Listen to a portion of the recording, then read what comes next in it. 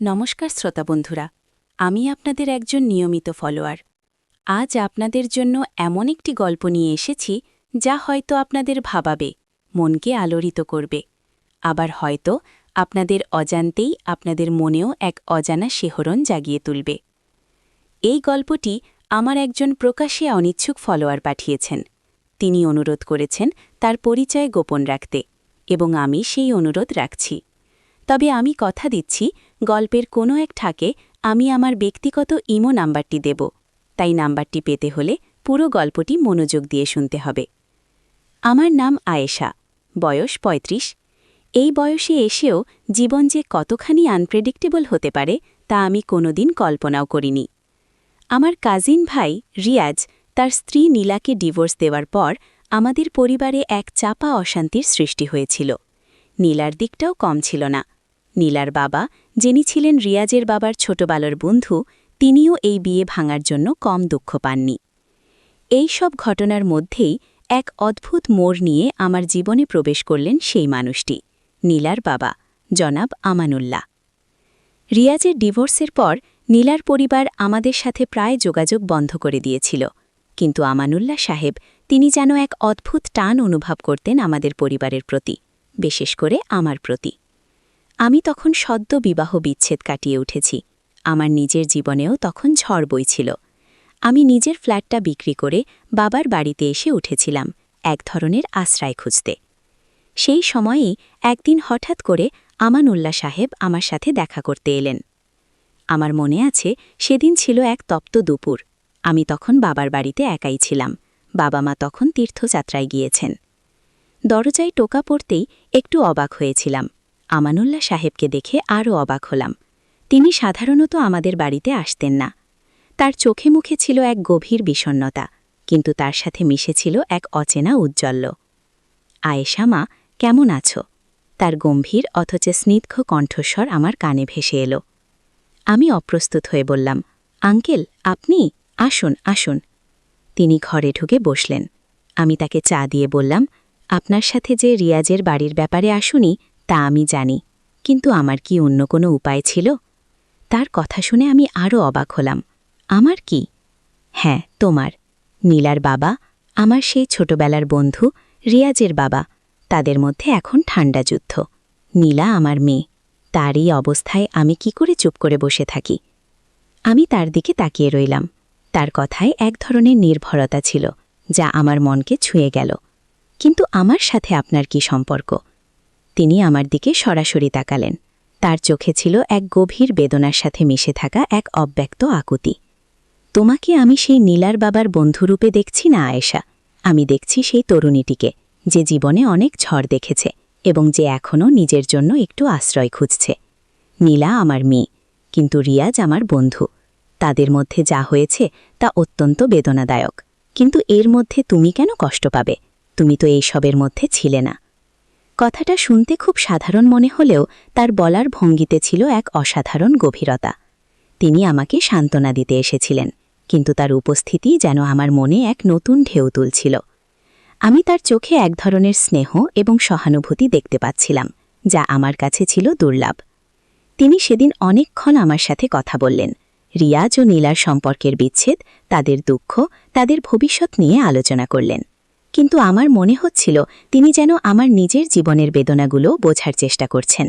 তার কথার ফাঁকে ফাঁকে, তার চোখে মুখে, তার হাতের ভঙ্গিতে এক ধরনের আকর্ষণ ছিল, যা আমাকে মুগ্ধ করছিল। আমি আগে কখনো আমানুল্লাহ সাহেবের সাথে এমনভাবে কথা বলিনি। তিনি সবসময় একটু গম্ভীর প্রকৃতির মানুষ ছিলেন, কিন্তু আজ যেন এক অন্য মানুষ। সেদিন তিনি চলে যাওয়ার পর আমার মনে এক অদ্ভুত অনুভূতি কাজ করতে লাগল। আমানুল্লাহ সাহেব আমাকে আশ্রয় দিতে এসেছিলেন, কিন্তু নিজেই যেন আমার জীবনে এক নতুন উত্তেজনার জন্ম দিয়ে গেলেন। তিনি আমার কাজিনের প্রাক্তন স্ত্রীর বাবা, কিন্তু তার সাথে আমার সম্পর্কটা যেন এক নতুন দিকে মোড় নিতে শুরু করেছিল।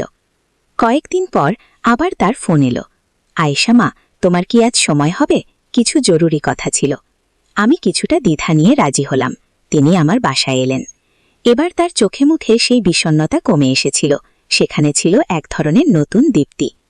তিনি বললেন, আয়েশা, তোমার জীবনে যে ঝড় বয়ে গেছে সেটা আমি বুঝতে পারছি।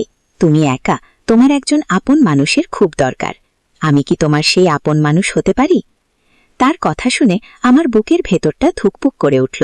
এই কি সম্ভব? একজন আঙ্কেল, আমার কাজিনের প্রাক্তন স্ত্রীর বাবা, আমাকে এভাবে বলছেন? কিন্তু তার কথায় কোনো অশালীনতা ছিল না, ছিল এক গভীর আবেগ, এক নিঃস্বার্থ ভালোবাসা। আঙ্কেল, আপনি কি বলছেন? আমার গলা শুকিয়ে এলো। তিনি আমার হাত নিজের হাতের মধ্যে নিলেন। তার স্পর্শে ছিল এক অদ্ভুত উষ্ণতা। জানি এটা অস্বাভাবিক, কিন্তু ভালোবাসা কোনো নিয়ম মানে না আয়েশা। তুমি রিয়াজের পরিবারে ছিলে, এখন তুমি আমার পরিবারের অংশ। নীলা আমার মেয়ে, আর তুমি আমার কাছে আজ এক বিশেষ মানুষ। তার চোখে আমি তাকিয়েছিলাম। সেখানে ছিল গভীর শ্রদ্ধা, ভালোবাসা আর এক অব্যক্ত কামনা। আমার মনে হচ্ছিল আমি এক নিষিদ্ধ ফলের দিকে এগিয়ে যাচ্ছি, যা হয়তো আমাকে ধ্বংস করে দেবে, কিন্তু যার স্বাদ নিতে মন চাইছে। সেই দিন থেকে আমাদের সম্পর্ক এক নতুন মোড় নিল। আমরা লুকিয়ে দেখা করতাম। প্রতিটি মুহূর্ত ছিল এক রোমাঞ্চকর অ্যাডভেঞ্চার। তার সাথে কাটানো প্রতিটি সময় আমার কাছে স্বর্গীয় মনে হতো। তার হাতে হাত রেখে হাঁটলে মনে হতো আমি পৃথিবীর সব সুখের অধিকারী।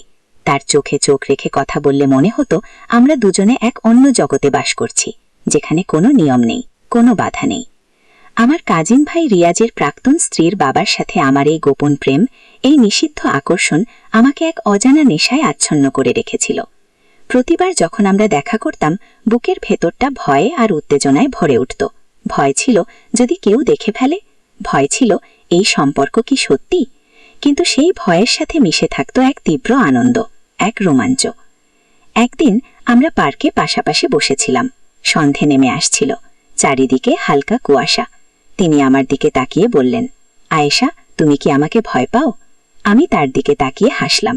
ভয় না আঙ্কেল, বরং আপনার কাছে এলে আমি এক অদ্ভুত শান্তি পাই। তিনি আমার কপালে আলতো করে চুমু খেলেন।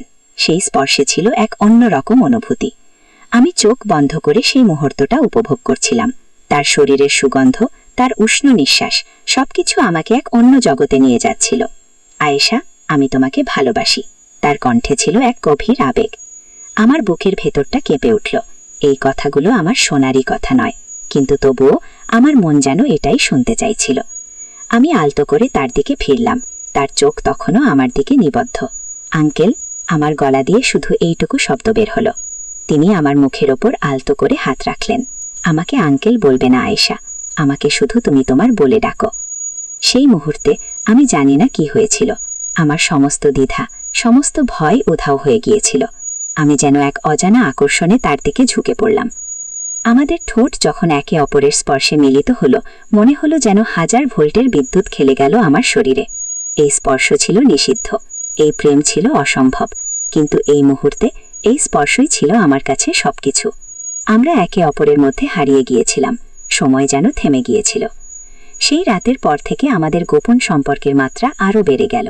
আমি জানতাম এই পথটা অত্যন্ত বিপজ্জনক, কিন্তু আমানুল্লাহ সাহেবের ভালোবাসা আমাকে এক অন্য জগতে নিয়ে গিয়েছিল, যেখান থেকে ফেরা কঠিন। আমার ইমো নাম্বারটি পেতে হলে আপনাদের এই গল্পটি পুরোটা মনোযোগ দিয়ে শুনতে হবে, কারণ এই গল্পের প্রতিটি বাঁকে লুকিয়ে আছে নতুন নতুন মোড়, নতুন নতুন উত্তেজনা। গল্পটি এখানেই শেষ নয়। আমাদের এই নিষিদ্ধ প্রেম, এই অসম্ভবের হাতছানি এক নতুন সংকটের দিকে এগিয়ে চলেছে। আমানুল্লাহ সাহেব তার মেয়ে নীলার সাথে আমার এই সম্পর্কের কথা জানতে পেরেছেন। তিনি আমাকে ডেকে পাঠিয়েছেন। আমি তার সামনে কাঁপছি। আমানুল্লাহ সাহেব আমার দিকে তাকিয়ে আছেন। তার চোখে কি রাগ নাকি অন্য কিছু, আমি জানি না। তার সামনে দাঁড়িয়ে আমি আবার তাকে জড়িয়ে ধরলাম। এই সম্পর্কটা কি সত্যি নাকি এক মরণ ফাঁদ? এই প্রশ্নটা আমার মনে ঘুরপাক খাচ্ছে। যদি আপনারা এই গল্পের পরবর্তী অংশ শুনতে চান, তবে অবশ্যই কমেন্ট করে জানান এবং আমাদের চ্যানেল সাবস্ক্রাইব করতে ভুলবেন না, কারণ পরের পর্বে আমরা উন্মোচন করব এই অসমাপ্ত প্রেমের পরবর্তী অধ্যায়।